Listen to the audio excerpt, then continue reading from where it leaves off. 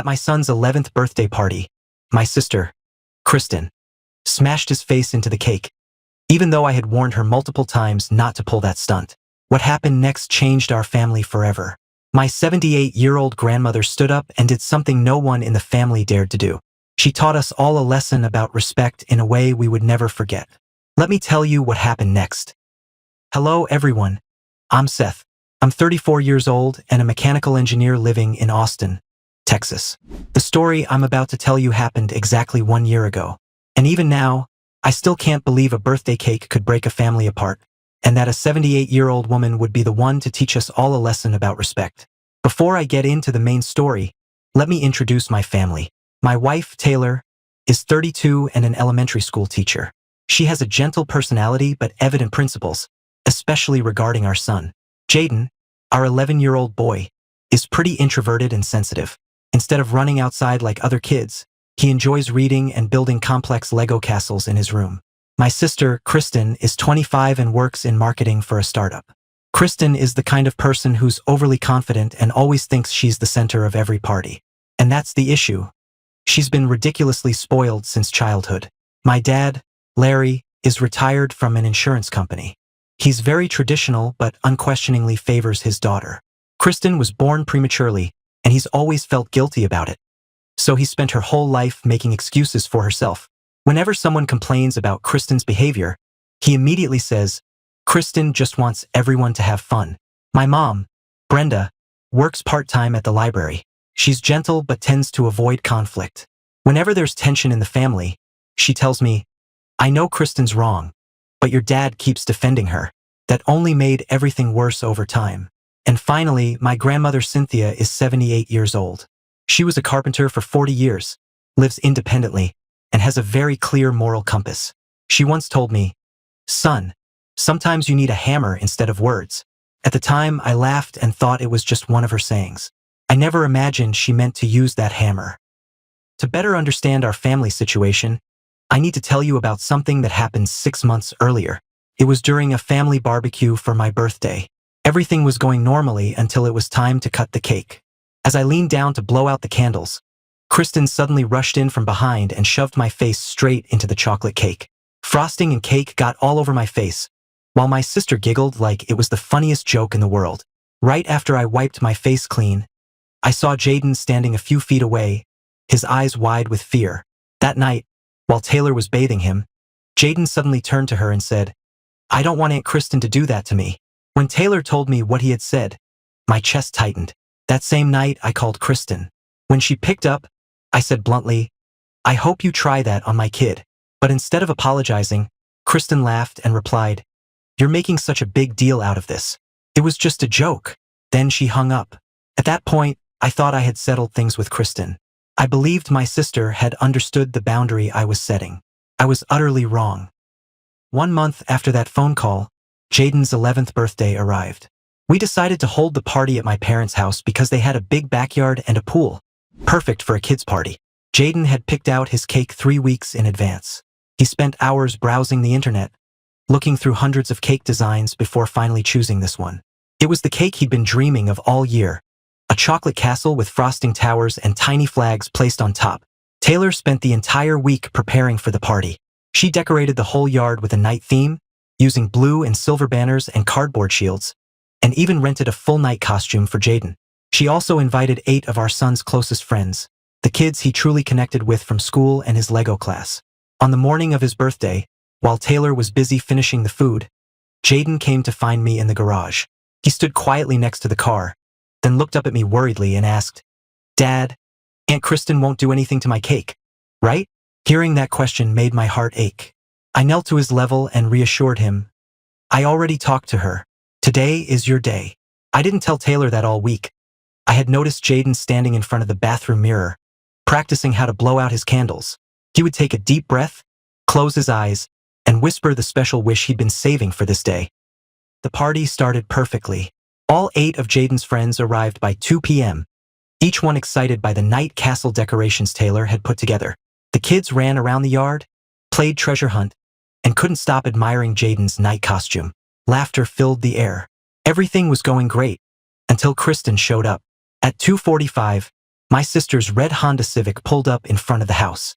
Kristen stepped out wearing a neon pink crop top, ripped denim shorts, and tall boots. She wanted to be the center of attention even at a kid's birthday party. When she shut the car door, Kristen raised both arms and shouted, "Is my little man ready for his surprise?" Hearing that, Taylor shot me a warning glance.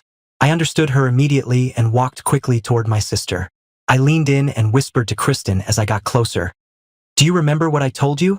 Right away, Kristen waved her hand casually and replied, "You worry too much. I want to say happy birthday." After her response, I nodded and decided to watch her closely for the rest of the party. 1 hour later, the cake cutting was the most crucial part of the party. Taylor brought out the beautiful chocolate castle cake and placed it on the decorated table in the yard. 8 kids gathered around Jaden, their eyes lighting up as they saw the sugary masterpiece. Jaden stood before the cake, his face glowing with the happiest smile I had ever seen. Taylor lit 11 candles, and all his friends started singing, "Happy birthday to you." The voices of the 8 kids blended into the sweetest chorus. Jaden closed his eyes, ready to make the special wish he had been practicing all week. Just as Jaden took a deep breath to blow out the candles, I saw a flash of pink rushing in from behind. Before I could react, Kristen had charged forward and shoved Jaden's face straight into the castle cake. The sound of his face hitting the cake echoed through the air. Chocolate frosting and whipped cream flew everywhere. But worse, one of the candles still burned, touching Jaden's left cheek, leaving a minor burn. The horrific scene froze everyone in place. All 8 of Jaden's friends stood in shock. The 2 youngest, Emma and Tyler, burst into tears out of fear. They had never seen an adult do something so terrifying to another kid. The joyful atmosphere of the party instantly turned into a heavy, stunned silence. Jaden stood frozen like a statue for 5 long seconds. Chocolate frosting dripped from his hair down his face, and cake crumbs clung to his night costume. Then he burst into tears. Immediately, Taylor rushed over and wrapped him in her arms, her voice shaking as she whispered, "It's okay, sweetheart. I'm here." As for me, I stood completely stunned. A few seconds later, I asked Kristen, "What the hell did you just do?" Instead of showing any sign of remorse, Kristen gave a nervous laugh and said, "It was just a joke. I do it to everyone." Hearing that, I stepped closer to my sister and said firmly, "I told you never to do that to my son." As soon as those words left my mouth, my father stood up from his chair and raised his voice, "Don't talk to your sister like that." Meanwhile, my mother quietly turned to Kristen and said, "You should apologize to Jaden." The chaos of the moment left Jaden's 8 friends completely shaken. Marcus came over and hugged Jaden, his voice full of concern. "Are you okay?" A little girl named Emma stood a few steps away, staring at Kristen and saying, "She's mean." Parents who had come to pick up their kids started arriving and witnessed the entire scene. They exchanged uneasy glances, unsure whether to step in. Some of them began whispering to each other, clearly uncomfortable with what had just happened. No one cared about the ruined castle cake or the unopened presents anymore. The birthday party had turned into a disaster, and all I could think about was how to protect my son from further pain. Jaden still trembled in Taylor's arms, tears mixing with chocolate frosting on his little face. This was not the birthday he had dreamed of. Grandma stood up from her chair in the middle of all the tension. Her voice was low and steady as she said, "Everyone, listen to me." The moment she spoke, the entire yard fell silent. I noticed the kids looking at her with curiosity and nervousness. A few seconds later, she looked directly at Kristen and asked, "You were clearly warned. Why did you still do it?" Now visibly uneasy, Kristen stammered, "Grandma, I just wanted everyone to have fun." But Grandma cut her off. She said, "Is Jaden having fun? Look at his face." I saw Kristen begin to tremble slightly. She wasn't used to being confronted like this. Meanwhile, Jaden was still crying in Taylor's arms, his face covered in chocolate frosting and tears. Then Grandma turned to my father with a firm gaze and asked, "Son, do you see your grandson crying?" Immediately, my dad cut in with a harsh tone, "Don't tell me how to raise my grandkid. Whoever's child it is, that's who should discipline them." After that response, Grandma stared at my father in silence. No one dared to breathe too loudly. Even the kids could feel the tension thickening in the air. I saw my mom lower her head, avoiding everyone's eyes. The other parents stood frozen, unsure whether to leave or stay. In the stillness of the party, I could hear Jaden's sobbing breaths and the wind brushing through the leaves in the yard. Grandma kept her eyes locked on my father's face, as if she was reevaluating everything she thought she knew about him. Finally, she said only this, "All right, I understand." The way she said it sent a chill down my spine, not out of anger, but because there was something deeper, something final and resolute in her tone. Meanwhile, Taylor held Jaden tightly, looked at me meaningfully, then whispered to him, "Let's go home, sweetheart." I knew right then that my wife had had enough. The birthday party had ended in the worst way possible. After deciding it was time to leave, I grabbed our jackets, turned to Kristen, and said, "You need to think about what you did." Instead of reflecting, Kristen snapped back immediately, "You're blowing this way out of proportion. It was just a joke." That was when a painful realization hit me. No one in my parents' family tried to stop us from leaving. There were no apologies, no attempts to make things right. They just stood there and watched us go, as if we were in the wrong. Grandma also stood up. She looked at my father once more with eyes full of disappointment and said, "Goodbye." She said it sounded more like a final farewell than a simple one. Something in our family had shifted, something that couldn't be undone. And we weren't the only ones. 3 other families quietly gathered their kids and left early as well. They didn't explain, just silently packed up their children's things and walked out. I saw them glance at each other with uneasy expressions, clearly not wanting their kids to stay in that environment.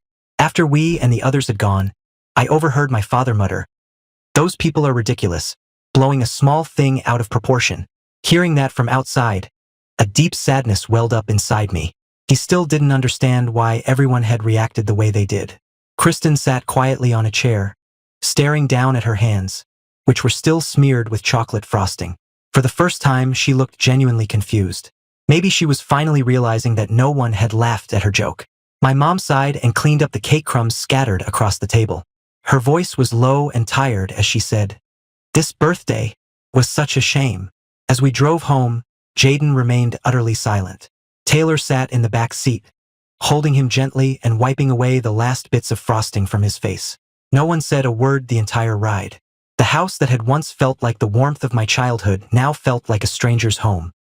When we got home, Jaden refused to eat dinner. He just wanted to lie in his room.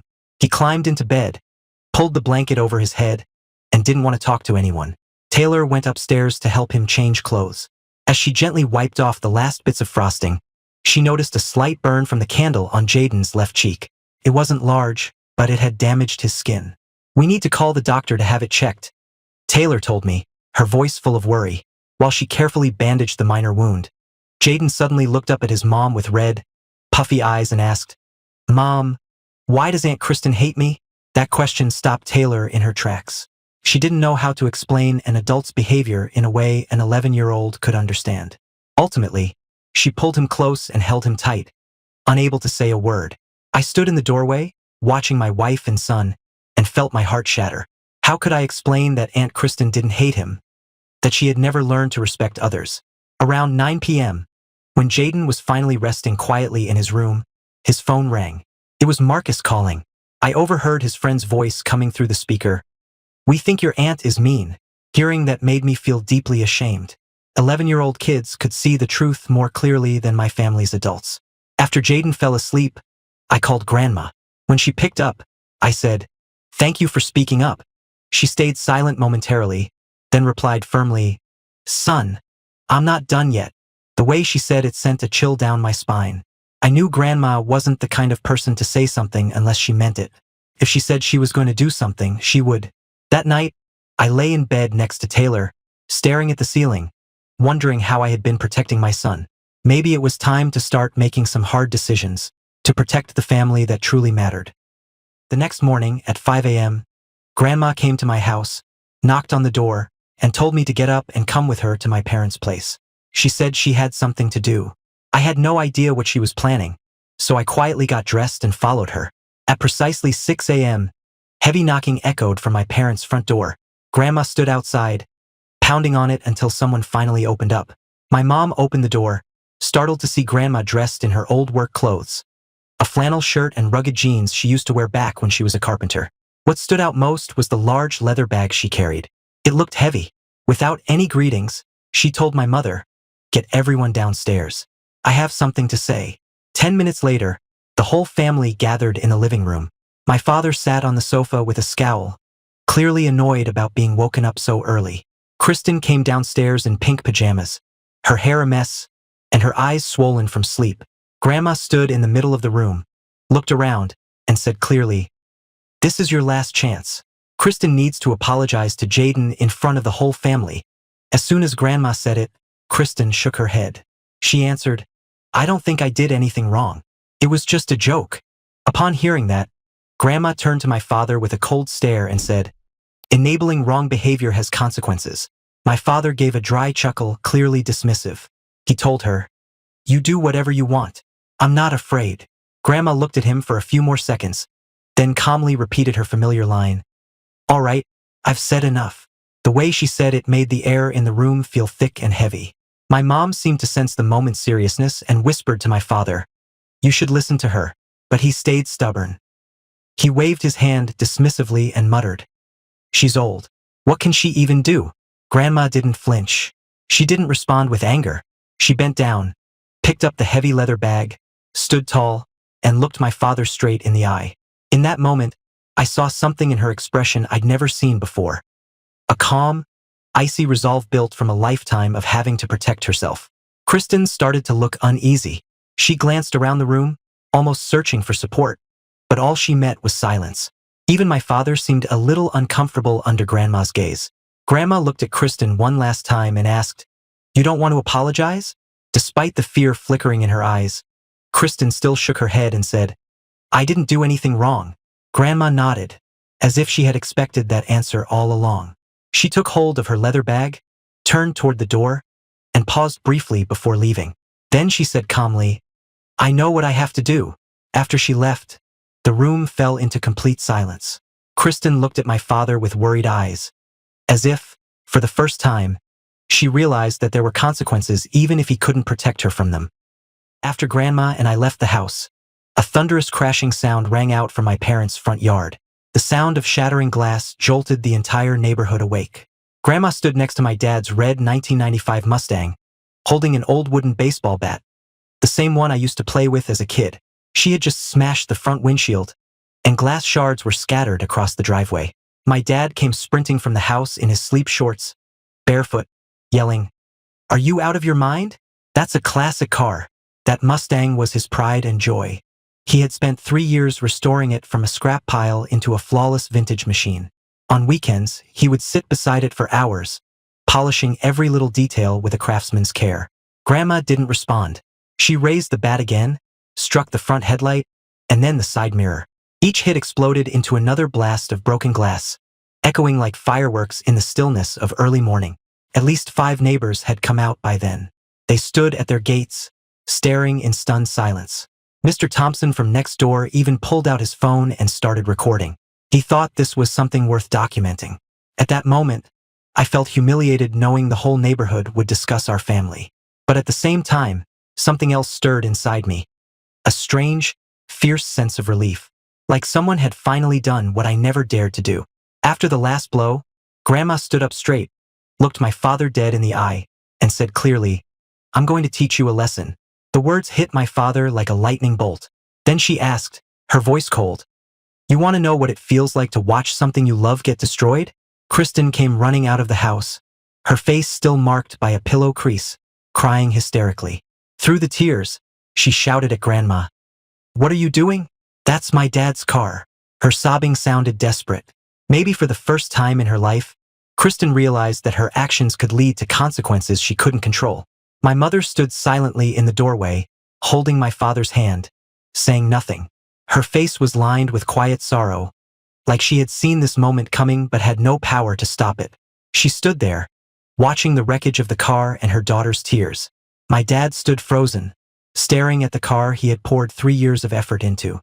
His eyes were red, not from rage, but from something more profound, a kind of grief, not just for the car, but for what had been shattered inside him. Grandma looked around one last time, then turned and silently walked away. She left the baseball bat beside the destroyed car like a message. This is what happens when you don't learn respect. As she and I walked away, the neighborhood remained silent, watching her go. I knew this story would be talked about for weeks, but I also knew Grandma had done what needed to be done. That morning, The video of Grandma smashing my dad's car spread like wildfire through the neighborhood. It was posted in the local Facebook group titled, 78-year-old Grandma Teaches Her Son a Lesson. Within hours, it had hundreds of views and comments. Kristen's co-workers started asking about her famous grandma. After someone recognized her in the video, she sat at her desk, her face flushed with embarrassment, as she tried to explain why her grandmother had taken a baseball bat to her dad's car. My dad, furious, called the police, but he hesitated when the officers asked if he wanted to file an official report. He knew doing so would only worsen the situation, especially with the video spreading everywhere. Ultimately, he told the officers, "We'll handle it within the family." Later that morning, I called my dad to check on him during my lunch break. As soon as he answered, I began, "Are you okay? I heard about..." He cut me off before I could finish. He shouted, "Your grandma's lost her damn mind. She humiliated this whole family." Hearing him say that stirred something conflicted inside me. On one hand, I understood the pain of watching something you love be destroyed. But on the other hand, I knew Grandma had done what I didn't have the guts to do: stand up for my son. Things weren't any better around the neighborhood. 3 families who used to be close to my parents now avoid talking to them altogether. When my dad went out to get the mail, they'd nod politely and quickly head back inside. The distance and silence left him feeling isolated in the neighborhood he had lived in for over 20 years. Kristen came home from a long and humiliating day at work and, for the first time, started to show real fear. She asked my mom, shaky, "What's Grandma going to do next?" For the first time, my mother didn't protect her daughter. She replied honestly, "She warned you and you didn't listen." Those words hit Kristen like a slap. Perhaps for the first time in her life, she realized that not even her mother was standing by her side anymore. For once, Kristen felt truly alone and scared of what might come next. When my mom told me what had happened that day in their house, I hoped this would finally be the lesson they needed, the one that might change something. 3 days later, attorney Abraham Miller arrived at Grandma's house. Mr. Miller had been the family lawyer for over 20 years, a serious man in a gray suit, always carrying the same old leather briefcase. My parents were invited to hear an update on the will. That phone call from the lawyer made everyone uneasy. No one knew what was coming, but they all had a bad feeling after what had happened 3 days earlier. The living room felt heavier than ever. Mr. Miller sat at the center table with a stack of legal documents. Grandma sat in her familiar armchair, resting her chin on one hand, eyes locked onto each person in the room. My father sat beside my mother on the sofa, trying to appear calm, though his nervousness was apparent. Kristen sat in the corner, her eyes red from a long, tense day. Mr. Miller opened the folder and read aloud, "At the request of Mrs. Cynthia Miller, we are proceeding with an update to her will." At that moment, Grandma stood and announced, "I am removing Larry from the will, including all rights to this house." It hit my father like a lightning strike. That house was worth $400,000, and he had always counted on inheriting it to guarantee stability in retirement. He told my mom, "At least we'll never have to worry about where we'll live." After a few seconds of stunned silence, Grandma continued, "If Kristen does not apologize to Jaden within 7 days, she will also be removed from the will." Mr. Miller continued reading the revised section. "Assets will be distributed as follows. Brenda receives 30%, Seth 30%, Taylor and Jaden each receive 20%. My father slammed his hand on the table, his voice trembling angrily as he shouted, "You can't do this! I took care of you all these years." Grandma looked him straight and replied calmly, "You took care of me, but you failed to teach your daughter to respect others." Kristen broke down in tears. She realized that not just her family, but her financial future was now on the line. She had never imagined that what she did at a birthday party could lead to consequences this serious. My mother sat silently, her hands trembling as she clutched her purse. Her mother-in-law's decision shook her, but deep down, she knew this was the inevitable outcome of years spent protecting Kristen from accountability. The room grew suffocatingly tense. Everyone now understood. Grandma wasn't bluffing. She was fully prepared to rewrite her legacy to defend her principles. After hearing the terms of the new will, my father shot up from his seat, his face flushed with rage. He stormed out mid-meeting and slammed the door so hard the sound echoed through the entire house. The way he left made it painfully clear. He felt powerless and defeated by his mother's decision. Kristen sat crying uncontrollably, but even through her tears, she still insisted, I didn't do anything wrong. Hearing that filled me with a profound disappointment. Even with her inheritance on the line, my sister still refused to admit she had done anything wrong. What shocked me most was my mother's reaction. She stood up, signed the acknowledgement of the updated will, and said with quiet resolve, "You did the right thing." In that moment, I realized she had endured my father's blind defense of Kristen for far too long. She was finally allowed to voice what she had kept buried for years. After everything that had happened, I silently held Taylor's hand and said, "All I ever wanted was for Jaden to be treated with respect." What surprised me next was Jaden's reaction. When he heard the lawyer read his name in the will, he gave a slight, thoughtful nod, like he understood the weight of what it meant. Mr. Miller added, "Jaden's portion will be held in trust and managed by Seth until he turns 18. After the lawyer and everyone else had left, Grandma pulled me aside and said, "Son, I didn't do this for the money." I understood exactly what she meant. This wasn't about inheritance. It was about teaching the family a lesson, respect, and accountability. At that point, Kristen began to grasp the real consequences of her actions. She hadn't just lost the support of her family. She now faced the very real possibility of losing her inheritance. Kristen was held accountable for the first time without anyone cleaning up her mess. I watched her trembling, glancing around the room as if searching for anyone to come to her defense. But there was only silence, detached stares. No one rushed to comfort her this time. Maybe, just maybe, she finally understood. Actions have consequences and not everyone will shield you from them. The meeting ended in heavy silence. Everyone knew this family had changed forever. The first week after Grandma's decision passed under a cloud of tension and pressure. Everyone in the family knew there were only 7 days for Kristen to make things right. On days 1 and 2, my father repeatedly called and visited Grandma, trying to persuade her to change her mind. He pleaded and promised he'd better teach Kristen, but Grandma shook her head and said, "All she has to do is apologize. That's it." On day 3, Kristen sat in front of her computer for 3 hours, trying to write an apology email to Jaden. She wrote it, rewrote it, and revised it several times. But in the end, she didn't send it. Deep down, she still didn't feel she had done anything wrong. By day 4, my mother's patience had run out. She looked my father in the eye and said bluntly, "You need to learn how to be a father from the beginning." On day 5, Kristen called me. Her voice was shaky. "Can I see Jaden? I want to talk to him." But when I asked if she genuinely wanted to apologize, she said, "I just want to explain." On day 6, Taylor said to me firmly, "If she's only coming to defend herself and not to apologize from the heart, then it's not worth it." On day 7, the final day, Kristen came to our house. She said she wanted to clear up the misunderstanding with Jaden, but still refused to admit she had done anything wrong. When the 7th day passed without a genuine apology, Kristen was officially removed from the will. Grandma followed through with exactly what she had said she would do. Grandma called us 2 weeks after the disastrous birthday party with a surprising offer. She wanted to throw a separate birthday celebration for Jaden. A real party, just for him. The guest list was simple. Just us and Jaden's 5 closest friends. The kids who didn't leave early during the last party and who genuinely cared about my son. Grandma's backyard was transformed entirely with a new theme, Night of Honor. She had spent the entire week preparing, from royal blue banners to carefully crafted paper shields. She ordered a new cake from an upscale bakery in the city. A flawless castle cake with golden icing that read, "Jaden, you matter." The atmosphere was warm and peaceful. Exactly what Jaden had always wanted. No yelling, no chaos. Just the sound of laughter from kids who truly loved being there. The most touching moment came when Grandma brought a pale golden retriever puppy with a red ribbon tied around its neck. She looked at Jaden and said, "His name is Milo. Milo will always protect you. He'll never hurt you." Taylor was moved to tears watching our son smile, truly smile. For the first time in 2 weeks, Jaden hugged Grandma tightly and said, "I love you so much." At that moment, I knew.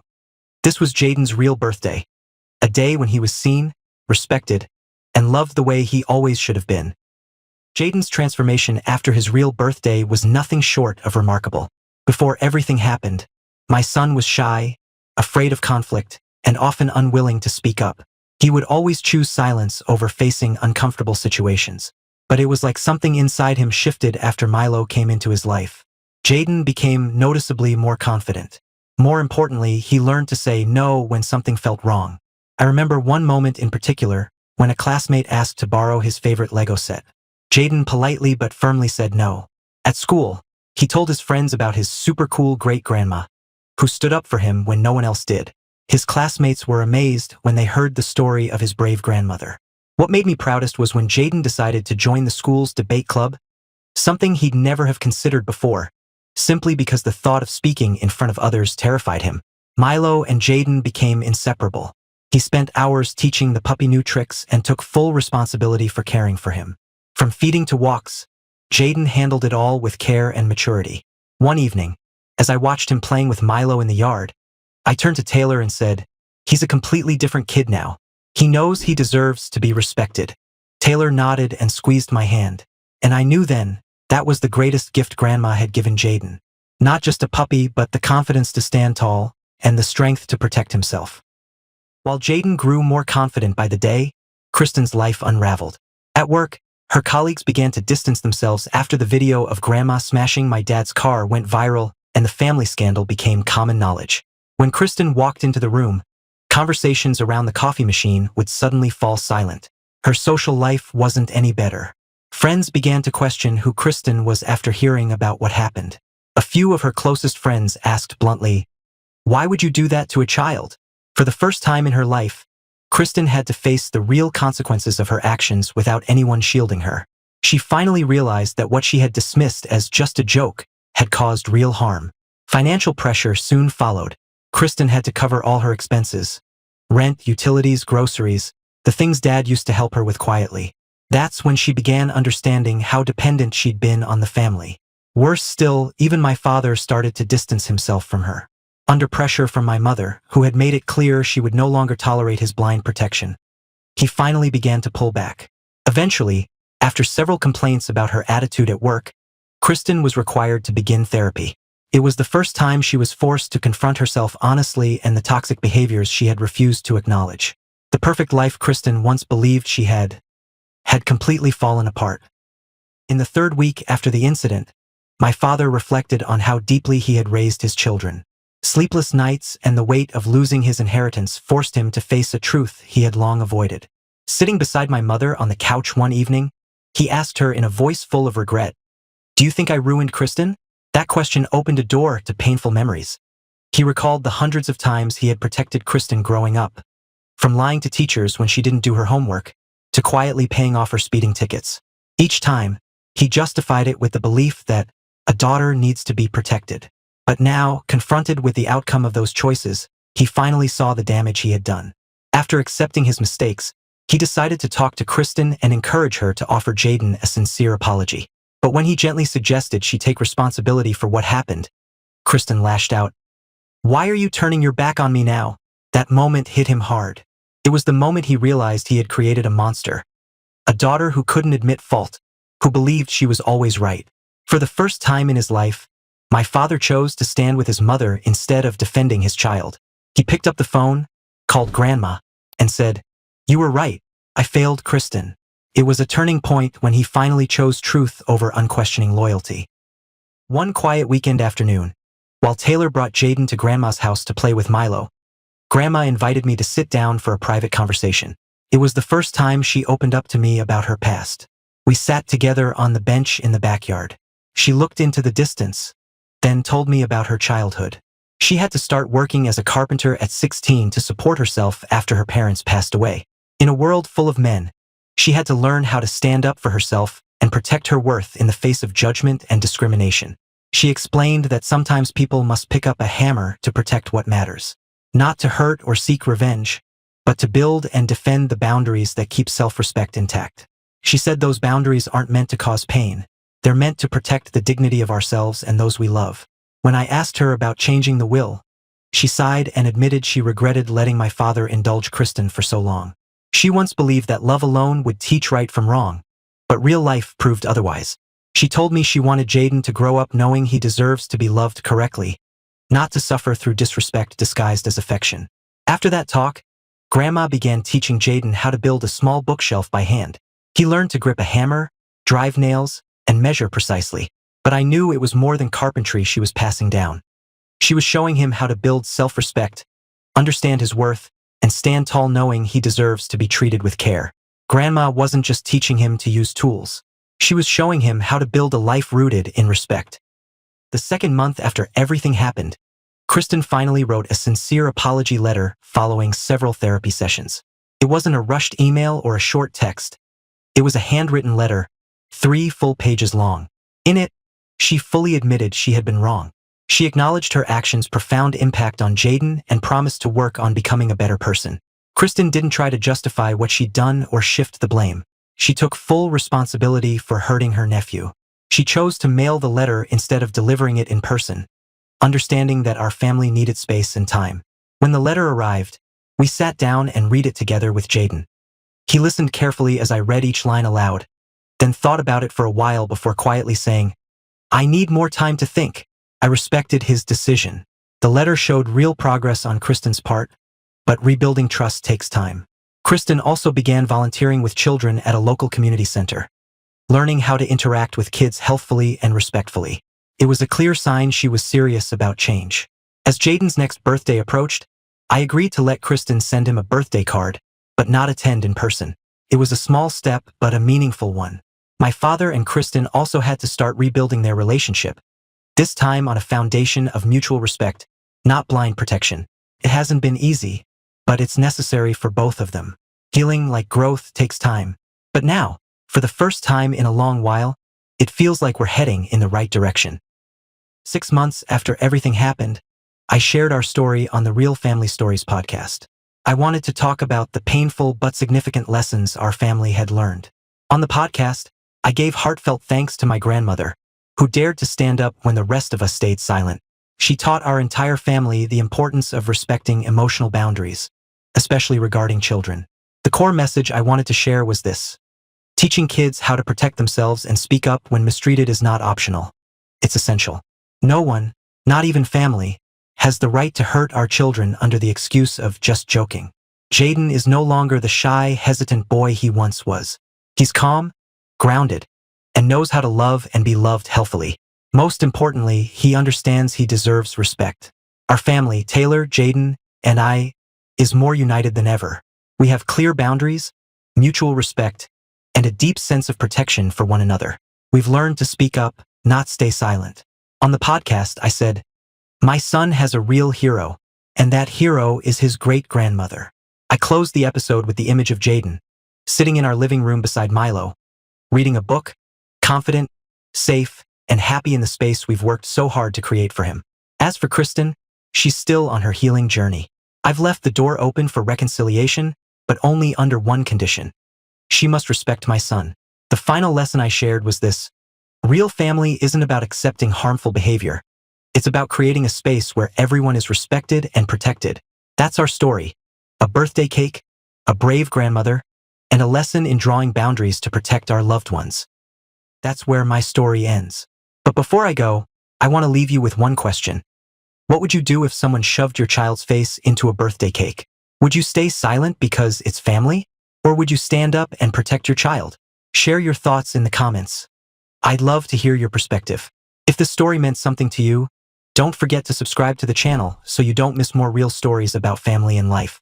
Thank you for listening to mine. I'll see you in the following story.